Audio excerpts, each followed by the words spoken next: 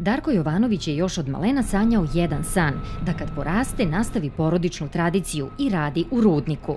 Danas se njegov san ostvaruje za volanom dampera na površinskom kopu rudnika bakra u Boru. Ja nisam hteo da odem odavde zato što i dobro su ih plate i otac mi je ovde i dolazio sam kao mali s njim ovde i vozio sam se u ovim kamionima i tako da sam zavolao. Posao u rudniku je oduvek bio jedan od najtežih, ali ga u današnje vreme lakšim i produktivnijim čine savremene mašine kojima zaposleni rukuju. Pa pre svega dosta su brzi, precizni, brzo utovar. Sve ima svoje poteškoće, svaki posao, na primjer leti je ovde, dosta je vruće, ali sreća pa imamo klimatizovana vozila. Ipak, opasnosti na ovakvom radnom mestu uvek vrebaju, pa je neophodno biti krajnje oprezan i skoncentrisan.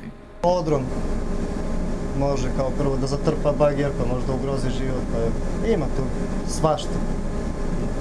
Klizište. Znači ne smemo niti da se uspavamo, niti ništa, mora sad čekamo da bi kolega drugi prošao, da se ne bi sudarili i tako.